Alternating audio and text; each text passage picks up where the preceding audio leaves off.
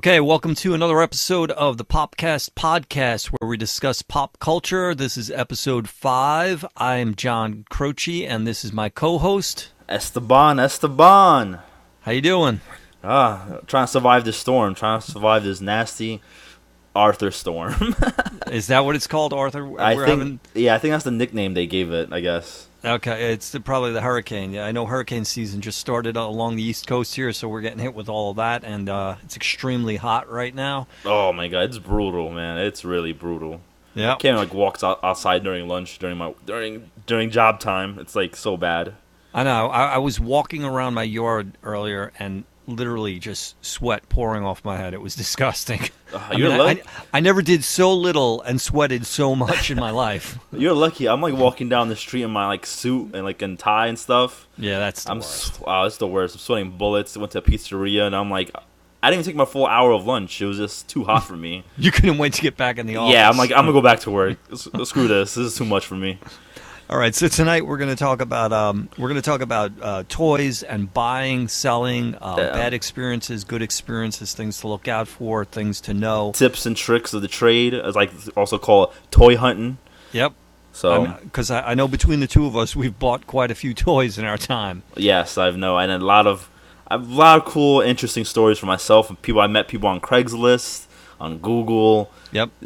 Just interesting people I've met. So now, obviously, most people these days, I mean, you still have retail shops that you can go into. Yes. And I think for people buying toys, it's usually going to be, Toys R Us, Walmart, Target. Yeah, the newer figures. I would go with the newer figures. Mm-hmm. Obviously, the best place is to get them is at Toys R Us, Target, Walgreens, I guess, and other stores like that. I don't know. On the East Coast, that's what we have. Right. I know there's other stores of other variants in other sides of the country. And most of those chains are across the country, so it does apply, nationally. I think that most of us as collectors, we also get to know, after a while, the manufacturers and what products are going to be in stores and which ones are going to be really hard to find, and you might as well just go to the internet. And of course there's exclusives that you can only find in certain chains, and there's exclusives that are only sold through certain retailers, and sometimes those retailers are just websites. So yes. That's a good point. That's a good thing to point out is the exclusives. Right. And that's something that, every manufacturer is different. You kind of just get to know. Once you settle in on a product that you like or a brand that you like, you kind of know, that's only going to be available at such and such. And obviously you get this information from online, right. News websites, toy websites, just Google it, forums. That's where I get all my information from. Right. Packaging of the cases, how many certain toys are going to be in certain cases, what kind of ratio they're using, so you have an idea. Okay, this is going to be the rare figure, this one right here, because there's only one per box, while the other ones are 3 or 4 per box. Which they refer to as short packing. Yes. So, because in this day and age, we can easily, if we got a box of 24 figures total, they could easily pack, say 6 of each or 4 of each. They could put an equal amount if they wanted to. But they never do. They do it intentionally to create this fever, to create this rush to action, so that people feel like they got to go out and get it because there's going to be, it's going to be short packed, and they want to find that rare figure. But I feel there's a backlash for them doing that because a lot of the chain stores, they won't order new figures until the ones on the floor are already sold. Right. So that Boba Fett or those rare figures, you won't see them ever because there's 100 Spider-Man sitting on the shelves. Right. And if those don't sell, they're not going to order anymore. Right.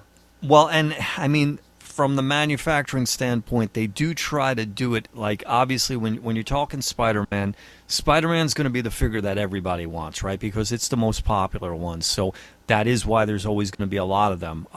But they probably do it to the degree where they do end up with a lot of them sitting on the shelves because everybody's looking for those rare ones. Yeah, or people, it's oversaturating the market. Those people already have Spider-Man already. Right. They don't want the Spider-Man. They want the other one figure in the collection. Right. And this is where they get into changing up costumes every other movie, you know, or every 12 issues they change the costumes because they want to sell new figures. You know, and because there are so many collectors and there are so many figures out there, you know, we live in kind of a new age where 30 years ago, when people were done with toys, they threw them out and they were gone. But that doesn't happen anymore. People sell them at flea markets and stuff, and they keep them right in the packaging. So keep them in the packaging. You can almost always find something. So it makes it hard for the manufacturers because there's always Spider-Man dolls around. So they have to mix it up intentionally just to try to make people aware. Well, that's not the version of Spider-Man you want. You want this version because this is the new one. This is what's different today. This is what's hot right now. Right. It's just like buying designer jeans. You have to sell the latest product. Yeah. But anyway, like I was saying before, so newer product, I would like to go with the tactic of going to like Walmart and Target for the newer things, because for those newer things, you're going to pay retail price for them. Right. You're not going to pay an increase. Get scalped online. Because usually when newer figures come out, they're usually they're actually, you know, the most expensive, the highest peak they're going to be. Right, when they first come out. You do have to battle the what should we call them? These guys who this is how they make their living. I mean, you know the word I'm going to use, scalpers. Yeah. All right, so these scalpers, I mean, they're in. This is what they're doing all day long. While people are in an office working, they are going to every store. They're going to every Walmart. They're going to every 8 o'clock Toys R Us. right in the morning too. They're waiting when that store opens. They even know. I mean, these guys talk to the employees in the stores. They know when the trucks arrive, and they go on those days because they know that the shelves are being packed, and they're taking all the good product. They're also driving the market in a big sense because they're pulling the product that everybody wants off the shelf and making it go through the roof. Because then they're holding onto it. They're just sitting onto it. They're sitting on it, or they're selling it online, which is driving the price up as well. Yeah, I know for the Marvel Legends Guardians of the Galaxy, I know they came out a couple weeks ago. Yeah, I went to Target 8 o'clock. I went there. Actually, no. I got there like around 8:10. You know, I was like leisurely going there. I'm like, I'm pretty sure I'm gonna get my figures. You know, not a big rush. I get there, and the employee tells me they're already gone. That some guy came in last night, bought them all, but not even. He was able to convince the manager to pull them out from the back. Mm-hmm. Because he said like it wasn't the release date yet. You can't sell them on the release on a specific day. You gotta sell them. That's the street date.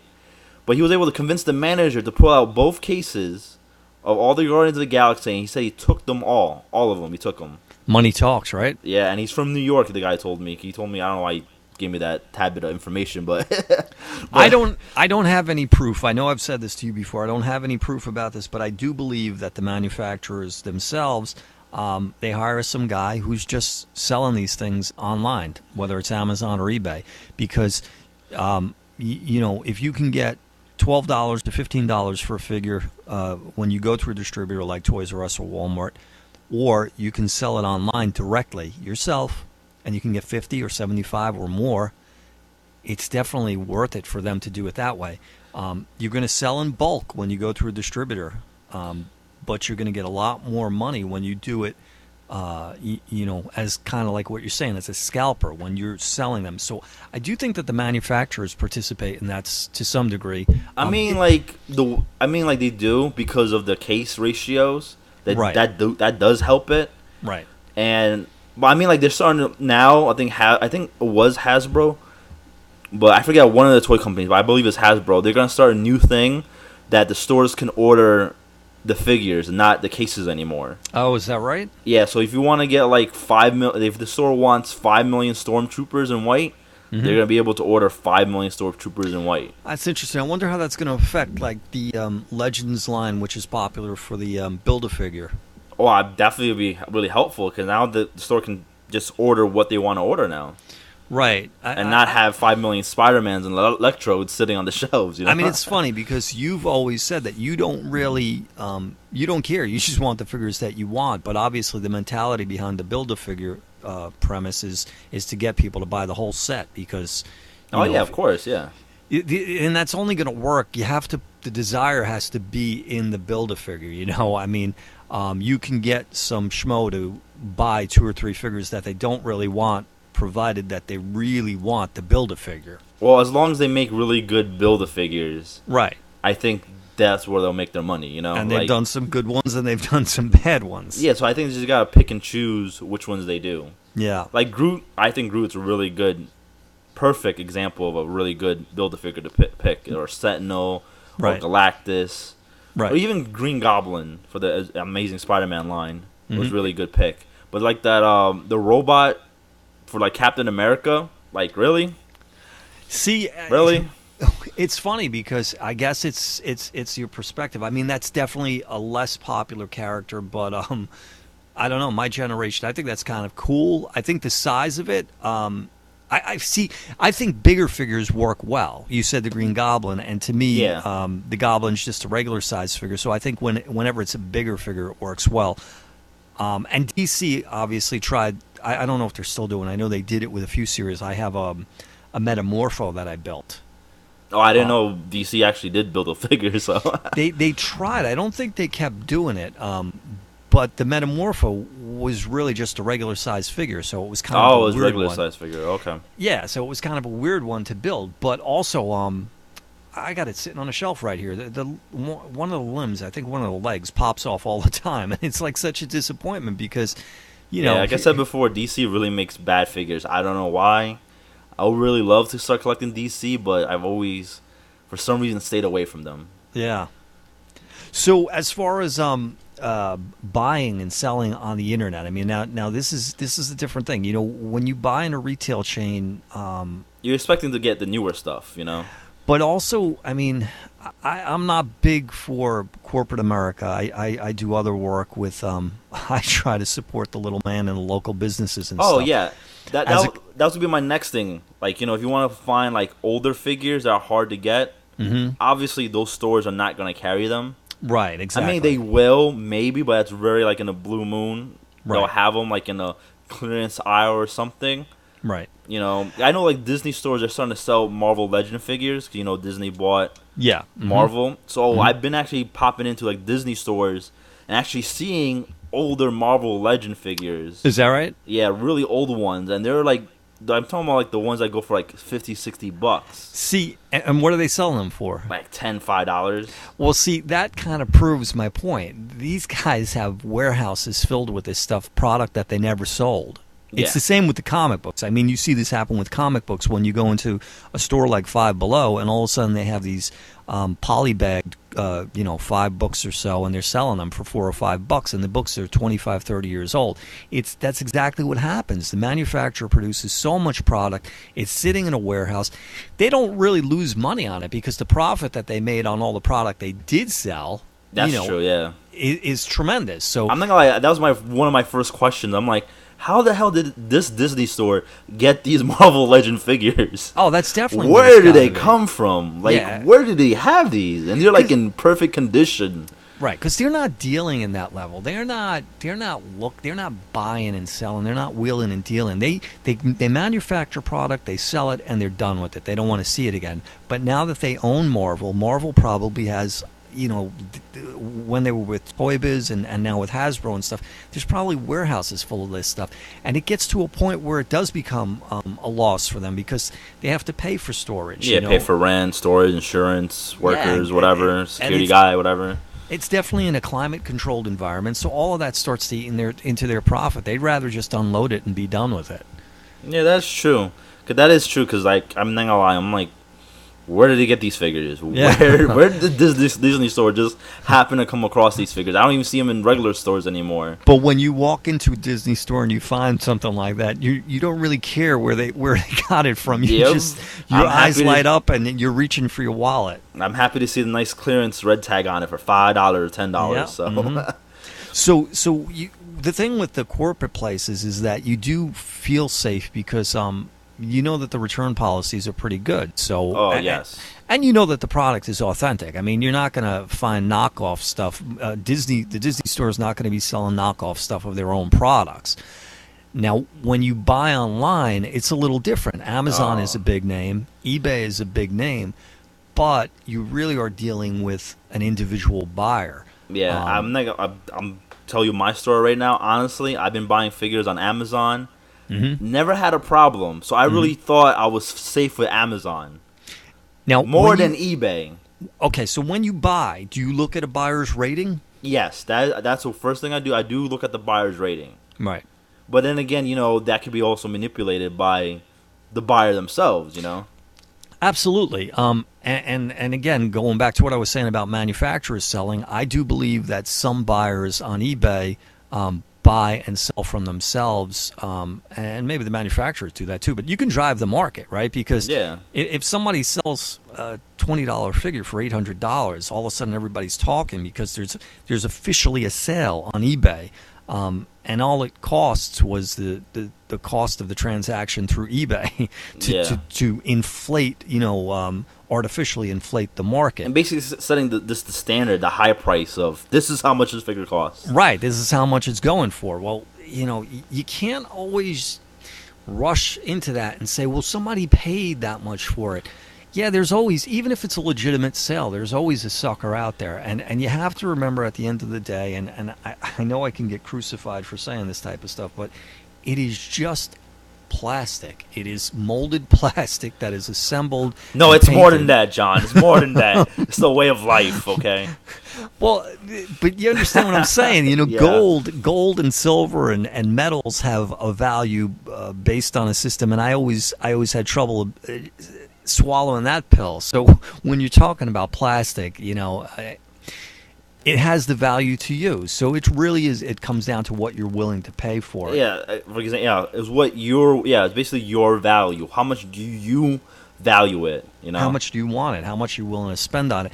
The thing with the artificially inflated, where you're saying where a buyer can get their own rating to go up.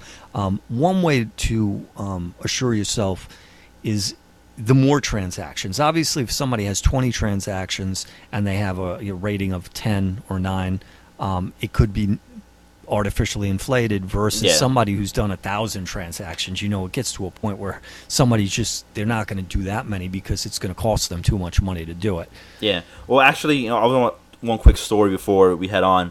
Mm-hmm. I was actually on Amazon. My girlfriend was actually on Amazon. She was looking at the Barbie Harley Quinn. Mm-hmm. But the one that come with the hyenas, right?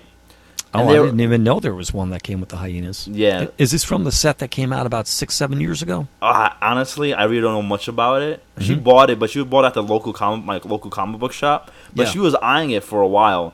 So there were exactly 10 on Amazon by the same buyer, right? Mm-hmm. And they were like $40-$50. Not bad, for an old figure or whatever. Right. A couple weeks later, the same 10 appear somewhere else on a different buyer's site, selling them for $1,000 each. There you go. And my girlfriend showed me this. She was like, "Get out of here! This is not worth $1,000 or whatever." And I was looking at it because I remember the number 10. That's how many 10 were left. And all of a sudden, this new buyer had 10, the exact number. He had all of them.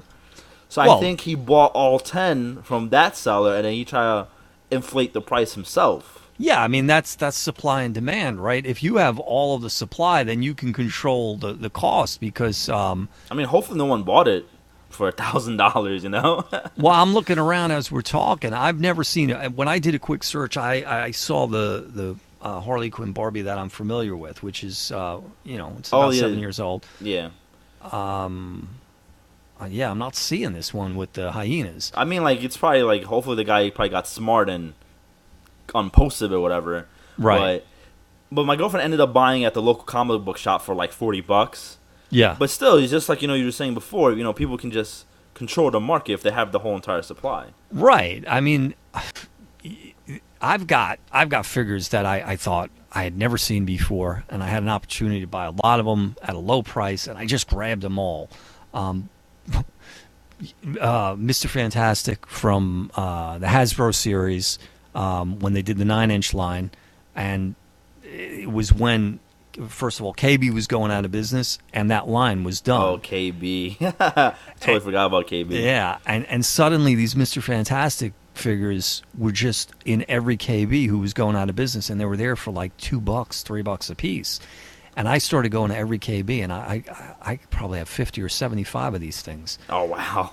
And I figured, because I knew it was never released. I knew... it was going to be rare. but they do have a manufacturing defect, which is another thing to understand when you're buying a product.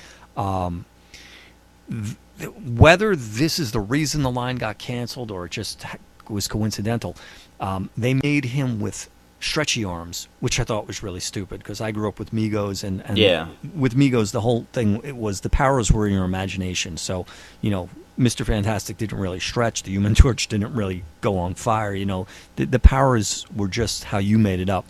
But they tried to take it one step further, and they had Mr. Fantastic with these elongated forearms. But the manufacturing process was really bad because the weight of the arm was too much for the pin that they used at the elbow. And when you take these things right out of the box, the arm falls off. Oh, wow. So when you're buying... it's definitely the seller's responsibility to let a buyer know that this is a product that is typically defective. And that's what you're going to get. Yeah, that's definitely one of the things you have to look out for. Do a lot of reviews, go online, go to YouTube, and just find comments on the toy before you buy it. Like I said before, I always have huge problems with DC, and that's why I've seen reviews. People post pictures on Instagram, the people I follow. Within and these are collectors. This is not kids just throwing the toys against the wall. Within 2 days, their Deathstroke is broken in half. And you have to wonder too, because it is such a collector's market. If they're just thinking, well, people are taking these things home and putting them on a shelf. They're not taking them out of the box. So who cares how it's manufactured? Because it's not really intended to be played with. But I think that's a stupid approach if that's what they're doing. But you have to wonder, is that what they're doing and when they're manufacturing crappy product like this? Yeah, I know I had an issue with the Black Mask that I bought from Batman Arkham Asylum series. But I bought him, and then his arm, or at the joint or the elbow, it wouldn't want to go up. It wouldn't want to move. Yeah. And I'm forcing it. I'm using a lot of my strength, and I'm like, oh, if I use all my strength, I'm going to break the arm off the toy. And the problem was when they painted the figure, I guess they painted it on the joints of the elbow, and it hardened the paint on the joints. So that's why you couldn't move the elbow, because of the paint. Now, are you sure? I understand completely what you're saying. Are you sure that the figure actually had articulation in that arm? No, yes, because the other arm was fine. Yeah, but see, I see, especially with DC, I see a lot of stupid figures. For me, it's about symmetry. If one shoulder moves, you expect the other shoulder to move. If there's articulation at the elbow, you expect it in both elbows. Oh, that was my thought though, because I went online and, like I said, researched and found out, does both elbows move? Yeah. And it happened. Like I found out online, the answer was yes. Okay. So I just ran hot water on his elbow for a couple minutes. And just eased it in, and it finally popped into place, and it was fine. Right. Going back a second, I think I found a Harley Quinn with hyenas. Are you? Is this technically a Barbie? I don't think it's a Barbie. It's kind of a Barbie. Yeah, it's not really a Barbie. This is from the animated series. Yeah. It's not Barbie, but you know what I mean when I... Yeah, you're just using that term loosely. You don't mean literally a Mattel Barbie. Oh, no, not the Mattel Barbie, no. Yeah, okay, because I was just curious. I did find it. It's from the animated series, so it's probably about 15, 16, 17 years old. How much is it, do you by chance? Where I'm seeing it doesn't happen to say. And, it doesn't? I feel lacking because I need to get this on the Action Figure King website now. I know. I honestly, when me and my girlfriend found that figure, I've never seen that figure before, so it was really nice for her to get for her. So I have a really cool Batman that I believe is from that series. I got it out of a box. I don't even know where I got it from at this point, but he was missing his belt. There's a bunch of 12-inch scale figures. The thing with those figures is they really are very much like Barbies in the sense they don't have a lot of articulation. It's usually just at the elbows and the hips and maybe the waist. So they look good. They look really good. They look like the animated series versions of the characters, but they're not the best, most articulated figures. Oh, so anyway... I know. I like how you always go off topic a lot. Oh, it's impossible not to. Yeah, I know. But I guess quick recap. I guess newer figures. I guess we can both agree. Get it from retail places, so you don't pay scalper prices online. Right, or at least be informed enough that you know what the you're value paying. of it is. Yeah, that's one thing. Another one to stress too. Be informed of the value, because that would definitely help you on all figures. Yeah, old, new ones. So you have an idea of what you're going to pay and not overpay for something. Because I hate overpaying for something. Absolutely, but I always want to encourage people, whatever industry it is, whether it's this collectibles industry or something else, you have to try to support local businesses and local websites as well. And yes. That I mean, like that's going to be my next idea. Like when you want to buy older figures, I think those are the places to go. Yeah, like local comic book shops, like local places, because most likely they will have the older things. Right. Because obviously, like Target and Toys R Us, they just want to move product. They just want to move it and get rid of it. It's all about the trend. It's all about the movie that's out right now, the cartoon series that's out right now. They're selling that product. That's what they're pushing. Yeah, whatever items they can get rid of, toss. They'll even like get rid of them. Like they just send them back. Yeah. And end up in a magical warehouse to never be seen again. Yeah. So really, whether you're buying online or you're buying from a large chain or a small chain, know the value of something first. Research it a little bit, and know what you're willing to spend on something. If you know it's a $50 item, it's almost like gambling. You have to say to yourself, well, I know it's a $50 item, but I'm willing to go as high as $75. Now, for me, I wait because I know I can find the perfect deal. Right. I'm always because I've screwed myself a couple of times for doing that. Mm-hmm. I remember last year at Comic-Con, I went to Comic-Con. I wanted the Ninja Turtle, the new toy line, the little I guess when they're like kids. Yeah. I don't know. You ever seen them before? And I haven't seen the ones where they're like kids. No. Yeah, those I wanted those really bad. Couldn't find them at Target or Walmart anywhere. They were really going out. And online they're going for like $70, $80 when they're worth like $20 at the retail shops. Yeah. So I'm at Comic-Con and I finally see one for $20. Mm-hmm. Then I'm like, you know what? I'm just gonna pull the trigger. I'll buy it. Whatever. $20. Boom. Next week from Comic-Con, I'm at Target. I find it for $8. It's almost inevitable. I'm like, are you kidding me? I could have just waited and found it at Target for $8. Yeah, instead of spending the $20 that I did. It's almost inevitable. They were $8 retail. I'm sorry, they weren't $20 retail. They were $8 retail.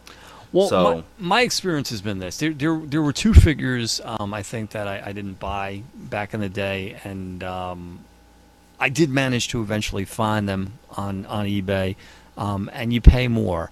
But for the little bit of extra money you spend on those few figures that you might miss that truly are rare, you save a whole lot more by going the route that you're talking about, which is just wait until you find it at the best possible price. Yeah, that's going to be my next thing, too, because you can find a lot of people on Craigslist or on Google that just want to get rid of their rare stuff because of the certain, I guess, situations they're in. Yeah, I mean, collecting stuff like this, we all know, you get to a point where you run out of space, you run out of money, and yeah, you need money to send your kids to college, or need money to fix your car, or even your wife or girlfriend or husband, or whatever. They say, "Oh, you have to get rid of this stuff," and they end up getting rid of their stuff. So. Nicolas Cage is the most notorious that apparently he sold his comic book collection when he was already famous because one of his wives, who I think he's no longer married to, but she said, "This is childish. You need to get rid of this." Oh, I've never heard of that. I never heard of that part of the story. Yeah, because this is going back a while, but then a few years ago he was rebuilding his collection because he was upset that he had ditched it. Oh, wow. He must be kicking himself right now. When you're rich and famous, there is no reason. You have no reason to get rid of your collection. You don't need the money. You don't. He could have bought space. He could have bought his own house just to store it. And just buy a security guard just to watch it overnight, He was just being manipulated by a woman. That's all it boiled down to. Oh, man. Needless to say, they're not married anymore. Oh, yeah. So, older rare figures, I don't know why. That's how I am. I don't like overpaying for stuff. Mm-hmm. I try to find it retail. Even if it's a rare figure, I will try my best to find it for the retail price. And I've gotten lucky a couple of times. I know I bought a couple rare Marvel Select figures. Yeah. So I was on Craigslist and I typed in Marvel Select figures. Mm-hmm. Boom. And then all of a sudden this list of Marvel Select figures. I'm talking about really rare ones like Captain America, Iron Man, stuff like that. Yeah. Came up Iron Man, Spider-Man or whatever. Mm-hmm. Those are really hard to come by. And I found it. And I met up with them. I drove to his house. He lived in the condominium. This guy. Yeah. And he's selling them for really cheap. I mean, like he listed the price for like $70, $80. Mm-hmm. So he did his research. I mean, like he probably knew what they were worth. Yeah. And I just like to lowball people to see like how much I can get away with it. So I lowballed him. It doesn't hurt to ask, right? I mean, you make an offer, and what's the worst somebody could say is no. Yeah, exactly. So he wanted $70 for one figure, and I was like, okay, I'll give you $40 for 3 Marvel Select figures. And that was pretty bad because one was worth $70. So I said 3 for $40, and I knew he was gonna say no. All of a sudden, he emails me back. He goes, okay. Wow. I'm like, wait, what? I'm like, I didn't know I was able to pull this off. I think you caught him at the right time. Yeah, so I drive to his house. I get out, I go inside to the lobby. He lived in like a condominium area or whatever. So I'm in the lobby with him. He hands me over the figures, and then we're talking a bit. And I don't want to be a jerk to him, but like, hey, idiot, you sold me like some like really rare things for cheap, like Yeah. So I'm just talking to him, and I'm like, hey, so why are you getting rid of your Marvel Select figures? Because he posted a lot. Like, he had a huge list on Craigslist. And he just told me, he's like, oh, I just got married, baby's on the way, and I need room for the kid. Yeah. So that was pretty much, I was able to tell, well, they need room, baby's on the way, they live in a condominium, so it's not like they live in a house and have storage. So did you pick up any more? I picked up, I was able to pry like a little 2 more figures from him, like a Dr. Doom. Yeah.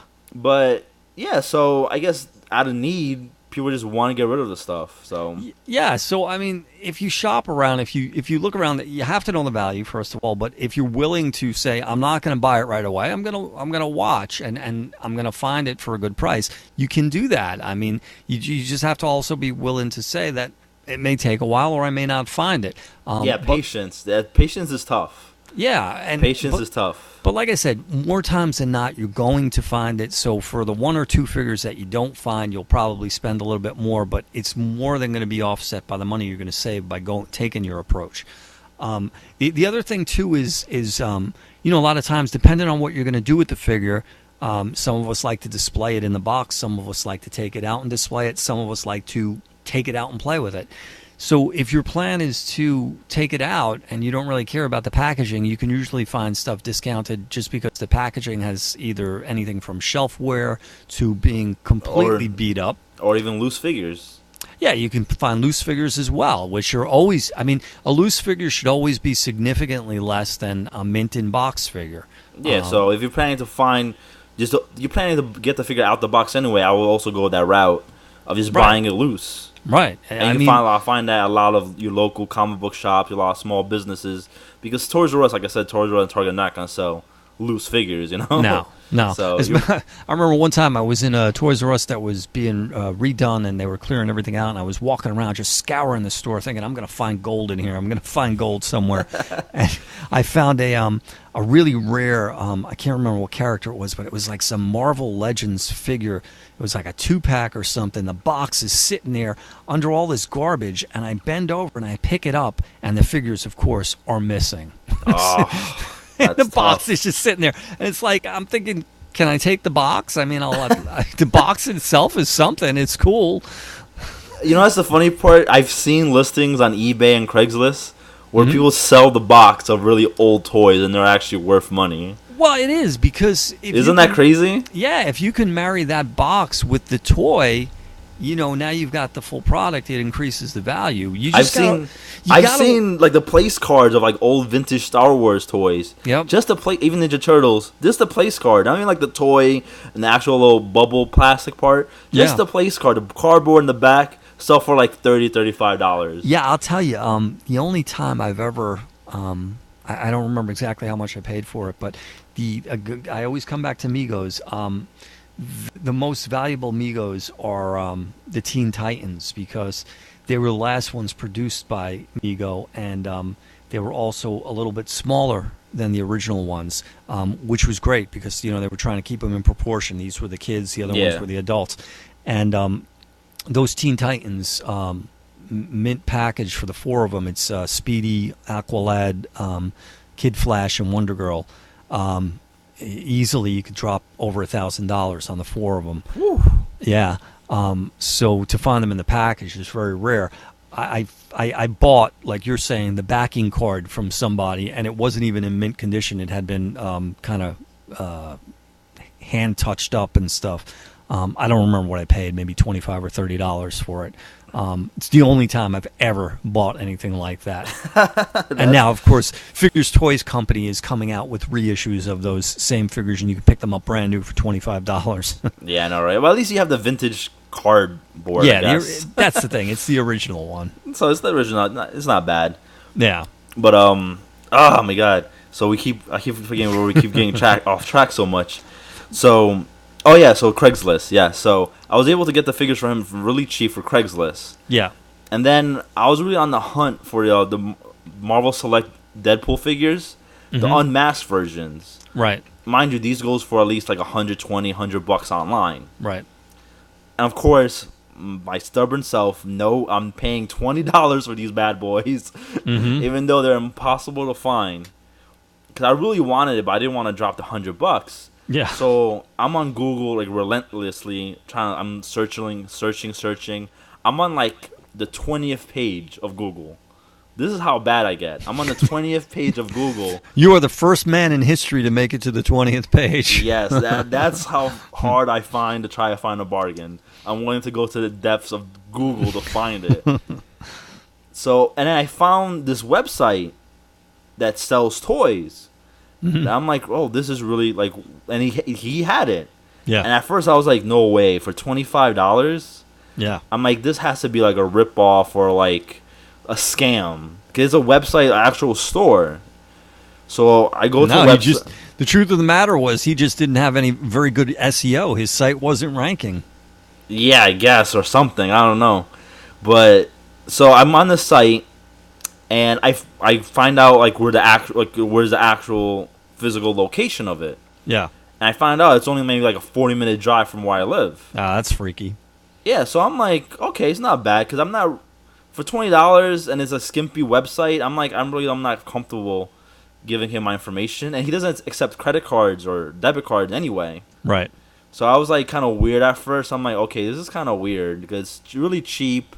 Doesn't accept credit cards, only PayPal or whatever. No, that's a local business. Yeah, so I mean, like local businesses do accept credit cards and stuff. I know, but if you have a website, you really should accept that. You know, you should. But there is a local business, who they're still in the dark ages. So, and I understand you're being skeptical about you don't want to give your information to just anybody because there are so many scams out there. Yeah. But by the same token, if you found something that's rare, like you're saying, and you want it, I mean, take the right steps to obtain it. Yeah, and let me just stick this in right now. If you are on the internet, you should always look for, if they're asking for credit card information or any personal information, a URL, the website address always starts with HTTP. In the case of where you're giving credit card information, there should always be an S at the end, HTTPS. That S stands for secure. That means that it's a secure page on their website dedicated solely for taking these type of transactions, and your information, for the most part, should be protected. Wow, that's a really good tip. Did not know that. Yeah, always look for that S, especially when you're dealing with a bank or something like that. Okay, I gotta look out for the S on the chest then, I guess. Yeah. So I found out the guy was like 30-40 minutes away. I'm like, so you know what? I would just drive up there or tell him or like email him, be like, hey, can I meet you instead of buying the item off the website, Right. Because it's PayPal, so I'm thinking like, well, this guy should accept cash or whatever. Right. Like he wouldn't mind accepting cash. So I email him. He emails me back with a phone number. I call him and I tell him, hey, I'm really interested in the Marvel Select Deadpool figures, and he was selling 2 of them. Mind you, 2 of them for $20 each. Mm-hmm. So I'm like, all right, I really want these Marvel Select figures. Where can we meet somewhere? I guess in a public area to make this transaction. That's another thing. You gotta be in a public area. You never know. It's Craigslist. You're all heard. These crazy horror stories of Craigslist, like the Craigslist murderer and stuff. There's a lot of crazy people out there. You don't want to meet in a dark alley. Yeah, so definitely public place. Do recommend that. So we end up meeting in a coffee shop, and I end up was 20 minutes away from me, 20 minutes away from him. It was perfect. It was ideal. So we get there.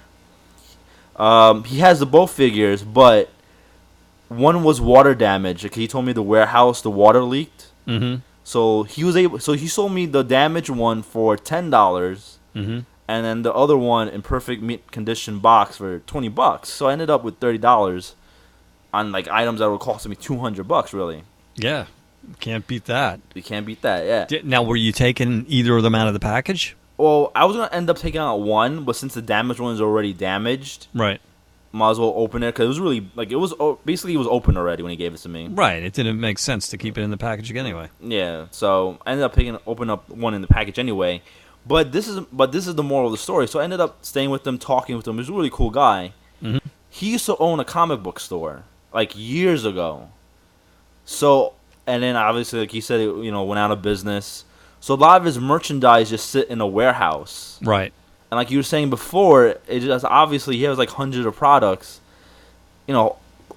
Renting out storage room is not cheap. It becomes a loss after a while. You're storing this stuff for so long. It's costing you so much money to store it that you might as well just unload it and save the money on the storage. Exactly. So I think that's why he sold it to people for so cheap, because he wanted just to get rid of his stuff. Yeah, and that's that's just luck, is finding those type of opportunities. Yes. The big dealers specialize in finding those sellers because they're almost like predators or vultures. They're waiting for somebody like that to sell a big collection because they make a big score, and then they have buyers who want to buy that product. Like you and me, and they'll pay top dollar for it, and they make a huge killing on it. Yeah. So with that information that he told me, I went back home and then scurried back to the website to mm-hmm. find other rare findings, mm-hmm. which I happened to find. So I ended up giving this guy like $500 in the process. Yeah. And like in the past like couple of months, because I was on this website. Yeah. And I just found just more rare stuff. Cause mind you, it closed like a couple of years ago. He said like 6 years ago. Yeah. And then figures from 6 years ago, they're like so expensive now. Right, exactly. I was able to get the Marvel Universe cable with Summer Hope. That one goes for like about like $60 online. Yeah. Got it for $10 from him. Mm-hmm. Got it the Hulkbuster figure. That was one. The Legend one. Yeah. Yes. And that one goes for like $70-$80 online. Yeah. Got it from $20. Yeah. So I definitely just made a killing with that guy, and just luck at the end of the day. Absolutely. So I mean, the things you got to look for, face to face is one thing. Retail chains is one thing, but when you're selling online or buying online, always check out the person's rating. Do they have a good ratings? It's not always going to keep you safe, but it's the first thing to look at. Because I know I just had a horror story happen to me recently. Yeah. I was trying to buy this Attack on Titan Figma figure on mm-hmm. Amazon. Mm-hmm. And I mentioned before, I really thought Amazon was a safe website. I really thought, because I never had an issue with them before. Well, because it's a big name. The Amazon name, but you have to always remember that a lot of the product... You deal with the seller directly. It's an individual, yeah. I mean, sometimes the product is coming directly from Amazon. They do have a warehouse where they have tons of stuff stored, but a lot of times you're buying from, somebody like you or somebody like me. It's just a guy who's selling stuff. No, but the item has to go to Amazon first, and then the item comes to you. No, that's not always the case. No, because this is the number one reason why I thought Amazon was safe. Before I bought the Hulkbuster Marvel's mm-hmm. Legend figure, I bought it from Amazon. Mm-hmm. I was like, I'll dish out the $70. So whatever, I dish out the $70, and I'm waiting 2 weeks past, and I'm like, okay, it should have arrived by now. Right. At this time, I barely checked my email at that time, at that young age of myself, So I get an email from Amazon saying that they refunded my money, and that when they received the figure upon inspection, the figure was broken in 3 places. So they ended up sending it back to the seller and refunding my money automatically. So ever since that incident, I thought, hey, Amazon checks out these items before they send it to me. Now, that may have been, it could be a few things. I mean, it could have been in the past. It could have been an arrangement. Maybe they have arrangements with certain sellers, but I know for a fact that the bulk of sellers that are not Amazon ship directly themselves. So, if you buy a book, you can buy books used and stuff. Somebody's just whether they have a store or they have it in their garage or they have just in their home, they're shipping it right from their house. So Amazon then backs up the sale of the transaction. It would be impossible for Amazon to handle all of those transactions to come through them. I'm not sure why that one was handled that way. Maybe they have different arrangements with different people, or maybe if you're a new seller and it's collectibles or something like that. I'm not sure. So I thought I was safe from that incident. I'm like, all right, so Amazon, did me a solid and didn't send me like a messed up figure. Right. So I buy a Figma Attack on Titan figure. I get it. When I first received it, I knew there was something wrong with it. This is from Amazon again. Yeah, this happened to me like 2 weeks ago, like a week ago. The whole entire process happened. Yeah. And beginning of June, it came, and I'm looking at it and playing with it. I wasn't too excited because I'm like, oh, this is a really bad figure or whatever. Not as good as you wanted it to be. Yeah, not like it was so good that I saw in the pictures on Instagram and on the reviews or whatever. So I'm like, I didn't think it was fake though, but I'm like, oh, whatever. And I paid $50 for it, so I'm like, no biggie, whatever. So and Figma is one of those brands that. Oh yeah, they were really expensive. They're expensive. I mean, it really is just a plastic figure, but they're expensive. No, but they're worth it though. They're really good quality though. Yeah. But I'm not too expertise in Figma to notice at that time. Mm-hmm. Because this is my second Figma figure I bought. So. Who was it? Oh, Attack on Titan, the girl. Oh, I'm sorry, you did say that. Yeah, it's an anime. The first one I bought was Krillin, and the second one I bought was Link. So I own 3 Figma figures right now. Yeah. So fast forward 2 weeks, I bought this gift from my girlfriend, a Hit Girl Living Dead doll. Mm-hmm. And I researched this figure. I don't know why I researched the first one, but the mask leaves like a paint on her face. Right. Under the mask, like a black mark. Mm-hmm. That's like a normal thing. So when my girlfriend looked at it, she was like, "Oh, it has to be a fake, because why does it have the mark on its face?" Because in this day and age we live in, manufacturers don't quality control. Yeah, they don't thoroughly test what they're manufacturing. They make it and they put it out there, and it's almost like a snub at the consumers. They really don't care. I mean, I just told her leave the mask on. That's what Hit Girl has the mask on. I'm like, you don't need to take it off, like whatever. But you know how girls get, whatever. No, but I know how collectors get. So then she goes, "Is this fake?" And mind you, kid you not, I tuned her out, and I'm staring into space. Now I'm like, wait a minute, I think my Figma's fake. I'm like, she cursed you. Yeah. So then I'm like, I just leave her. She's like ranting about the doll. I run to my Figma figure. I'm looking at it. I'm staring at it. I'm like, I think this is fake. So then I started researching online and what's the telltale signs of it being fake. These weren't from the same buyer, were they? No, it was from a different buyer. Okay. So then I was able to find out, and then I went on forums online and I sent pictures to people that actually I guess they are expertise, in Figmas, or they own a lot of Figmas, and they told me, yeah, that's fake. So I'm like, crap. And mind you, this 3 weeks later after it arrived. Right. So I'm like, fuck, will I be able to get a refund, or even though it's 3 weeks later or something? And so this is very important when you're going to buy stuff online, especially. Check it right away. Right away. I mean, I'm guilty of this. Yeah, I take stuff and I just push it off to the side and I don't check it out. You gotta, as soon as you get it, take it out, inspect it, make sure it's what you wanted. Yeah, even have a little gut feeling, just check it out. Yeah, it's especially with collectibles. I had a gut feeling, but I just didn't check it out, whatever.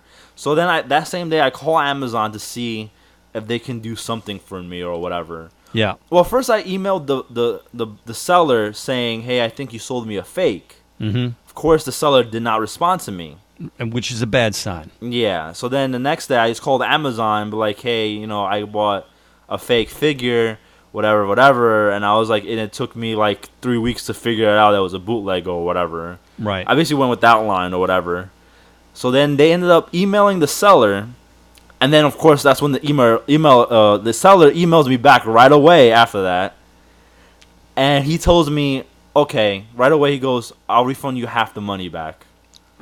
Right away I'm like, what a jerk! This guy's such a jerk. I email him back, no, I would like a full refund or whatever. And I was like, I didn't want a fake. I wanted a legitimate figure. Yeah, and I told him I'll email you pictures of it or whatever, yada, yada, yada. And he never responds. Mm-hmm. Bad side again. So then I call back Amazon, and I'm like, no, I want my money back. This is a bootleg. I was like, I can send you pictures, or I can send you the toy back, or whatever. Whatever you want me to do to show you that it's fake, I'm willing to do that. And Amazon, I'm not gonna lie, Amazon has the best customer servers. Mm-hmm. Hands down. They took care of it right away. They told me they filed a complaint for me. Yeah. And that they're going to find out, investigate it, and next Tuesday they'll give me a call. Yeah. They're like, oh, but just give us time, whatever. I guess because I kind of like told them that I might call my credit card company to reverse the transaction or whatever. Right. Because that's another avenue you can go through, too, is your credit card company. Right. To reverse the transaction if Amazon didn't refund my money back. Right. But then she was like, hey, just give us some time or whatever. We'll fix it. Next Tuesday, we'll call you. So I'm like, all right, I'll give them a week. 2 days later, I look at my credit card statement online. I got my money back for the figure. Yeah. So I guess it got resolved right away. They gave me back my money. And I haven't heard from them yet or an email saying that I have to return the figure. Right. So I guess I have a bootleg figure for free. Well, here's the thing. Chances are, unless you really got very bad luck, you're not the first person that's contacted them and said, I bought a fake from this guy. I actually checked the reviews after I bought it, and they're actually, even though the guy has good ratings, and as I'm telling you, people can manipulate the ratings. Yeah. People started rating it, saying they got a fake figure, even though this guy had like 27 out of 28 positive reviews. Right, and that's why it's important not to just quickly glance. Once you find a buyer that you think you're going to buy from, you want to do more than just glance the overall rating. You want to read some of the reviews, because there's always going to be a mix of really good ones and really bad ones, and you have to keep it real. You have to remember there's people out there who are just difficult to deal with, and this is why I don't sell on the internet, because I don't want to deal with those people. So just because somebody got a really bad review doesn't mean that they're going to screw you over, or they're a bad person. It's really tough. It's really tough. But like I said, after how Amazon solved it, I do feel safer still with Amazon to buy more figures in the future. Right. But I just got to pick and choose from now on. Like for Figmas, I think that's the last Figma I'm going to buy from Amazon, to be honest. I bought a replacement from Midtown Comics, and they're a really good comic book store. They're based in New York. Right. They're really good, and obviously that's what they deal in, and they can definitely identify if stuff's fake or real easily, because that's what they specialize in. This is the thing. When you go through a big site like Midtown Comics or Big Bad Toy Store, you're going to get legitimate products. You're not going to get a fake. And I'm not sponsoring or promoting those sites at all. I'm just saying that these are bigger businesses, and they know what they're dealing with. And I love for people to use the small businesses. You just have to be a little bit more careful, because sometimes there's jerks out there who are looking to push, garbage. But you have to remember what Steve did here, which is you always have Amazon, eBay, and your credit card company on your side. So when something like this happens, they're going to tell you to contact the seller first. Have you tried to contact the seller? And I can tell you too from experience that if you contact the seller once, twice, 3 times, if they're not responding, it's not a good sign. They're not responding because they know they sold you crap, and they don't want to deal with you. And they're hoping you're just going to go say, away. Right, forget it. It's not worth the trouble. But don't do that, because if they do it to you, they're going to do it to somebody else. And they're going to keep doing it until they get taught a lesson. And that lesson is contact Amazon, contact eBay, contact your credit card. Everything I buy, whenever possible, I use Discover. I love Discover. They will open a case immediately. When you tell them, whatever, it doesn't have to be a toy or collectible. Whatever you bought, if you say, listen, this transaction has not lived up to what I was promised, whatever it is, it's a fake, it's not the product I ordered, whatever you tell them, they're going to open a case and they're going to issue a refund to you right away. And then they have to wait now for the seller to respond. And the funny thing is, what the same thing you said. I've experienced it every time.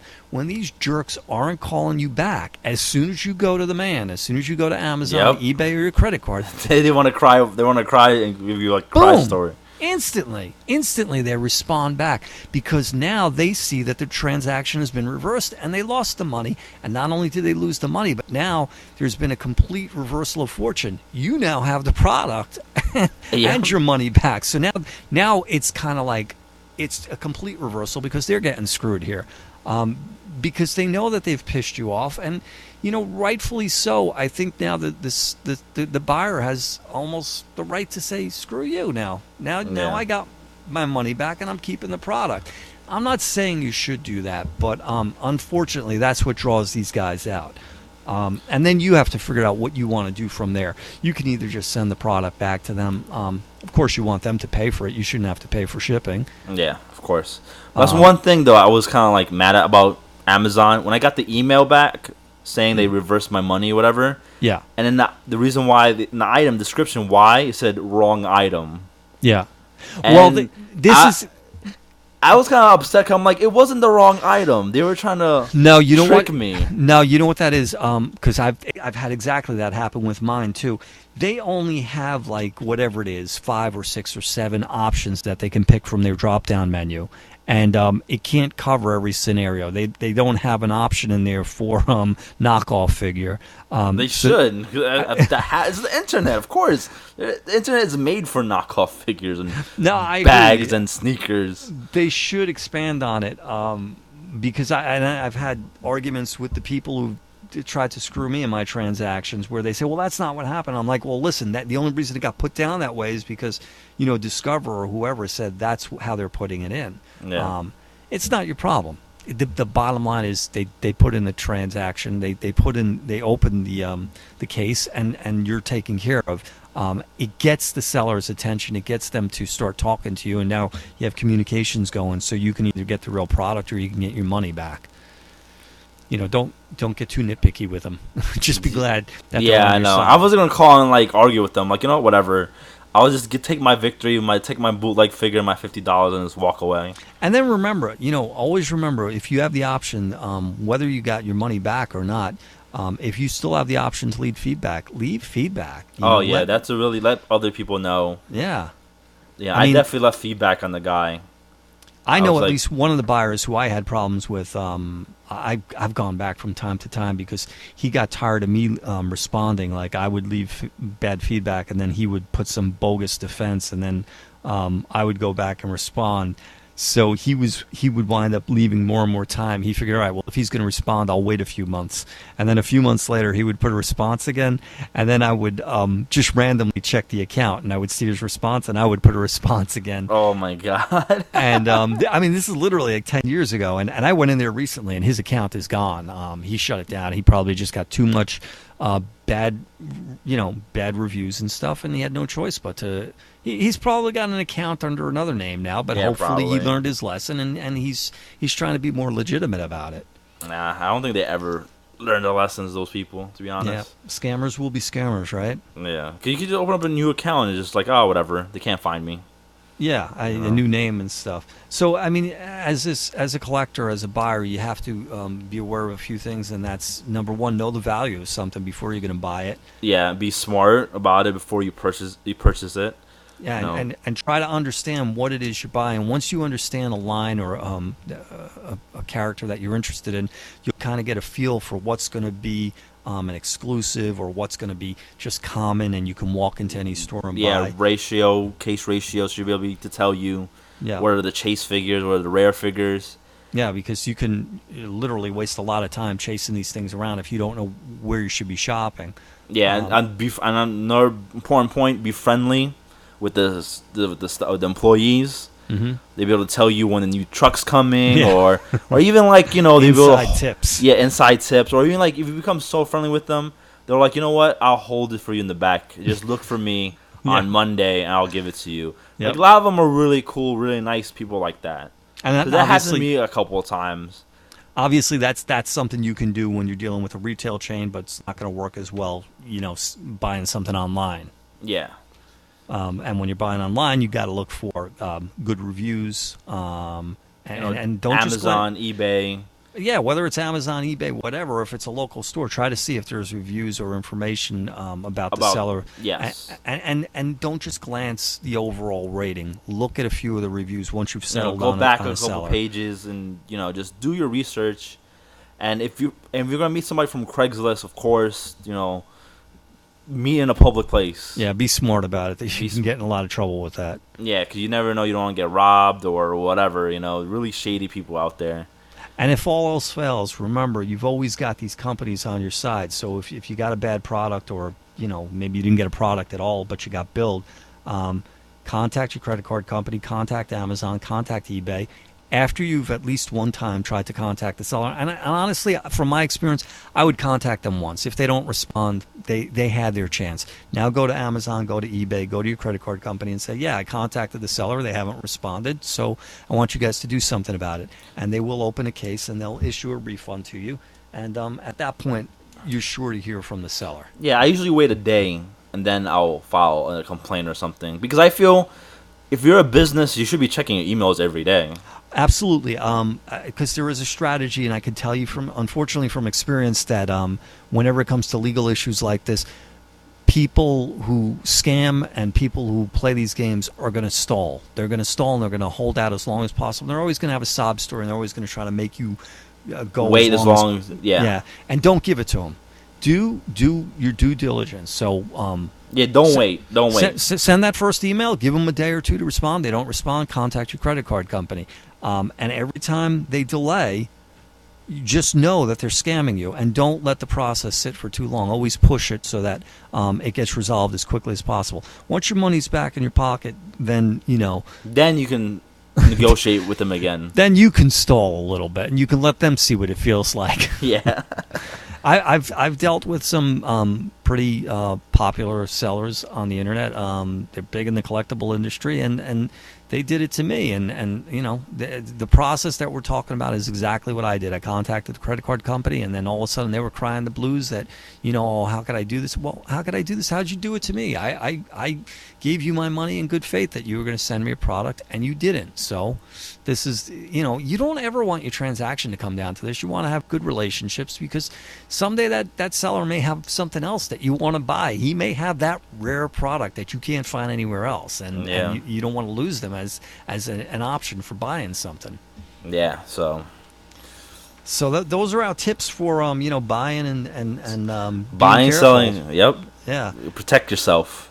Yeah, and know what you're buying. Always research it. There's lots of good information out there on the internet, thankfully, and we all have our phones with us. So even if you're in a retail shop, look it up. Make sure that you're getting a good price on it. Yep, and wait it out.